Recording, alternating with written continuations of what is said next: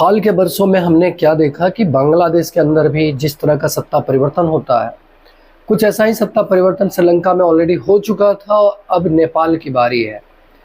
अब जिस तरह से भारत के चारों तरफ आप देख रहे होंगे दोस्तों कि ये जो सत्ता परिवर्तन हो रहा है, अब आप खुद देख लो कि भारत के चारों तरफ चार मेजर कंट्री कौन कौन से हैं। एक पाकिस्तान, श्रीलंका, बांग्लादेश और नेपाल। आप देख लो सबसे पहले सत्ता परिवर्तन कहाँ हुआ? पाकिस्तान में। इमरान खान को हटाकर शहबाज शरीफ को लाया गया।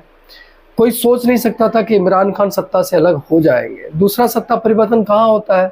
दूसरा श्रीलंका में होता है। और तीसरा अगर आप देखोगे तो हाल के बरसों में, हाल के दिनों में आपका बांग्लादेश में होता है और अब नेपाल में। अब क्या अब बारी भारत की हो सकती है क्या?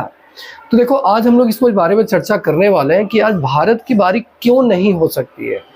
क्योंकि इसके पीछे सबसे मेजर कारण ये है कि ये जो चार देशों का नाम मैंने जो आपको बताया, ये चारों के चारों देश इकोनॉमिकली और पॉलिटिकली अनएस्टैब्लिश्ड थे।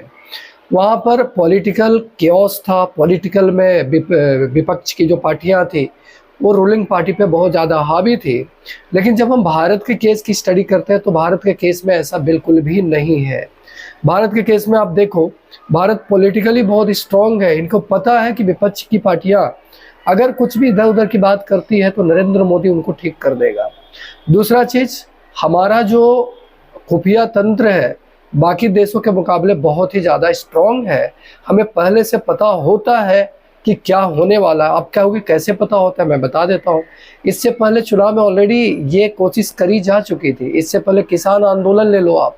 किसान आंदोलन के बाद ये जो है आपका एक मुस्लिमों का जो हुआ था हौज खास में, ठीक है ना, वो जो सरिता बिहार के पास जो उन लोग के द्वारा जो किया गया था, वो भी ऑलरेडी एक तरह का ये कोशिश थी कि भारत में सत्ता परिवर्तन किया जाए। पर भारत के लोगों के द्वारा उस तरह के किसी भी कोशिशों को नाकाम कर दिया गया। क्योंकि भारत ऐसा देश ही नहीं है जहां पर इस तरह से जबरदस्ती सत्ता को परिवर्तित कर दिया जाए। इसका मतलब साफ है कि अमेरिका चाहे जितना कोशिश कर लो, ये तो तय है कि इन चार के चारों देशों में सत्ता परिवर्तन, हम सिर्फ भारत के चारों तरफ की बात करें, दुनिया में ऐसे बहुत से देश हैं जहां पर सत्ता परिवर्तन ऑलरेडी हो चुका है। जब हम भारत की बात करते हैं तो ये चार के चारों देश भारत के मुकाबले बहुत ही कमज़ोर, पॉलिटिकल अनस्टेबल, और शायद यही कारण था कि इन चारों देशों में सत्ता का परिवर्तन हो चुका है। आप क्या सोचते हो? आप ज़रूर बताइएगा कमेंट के थ्रू। तब तक के लिए थैंक यू, गुड डे।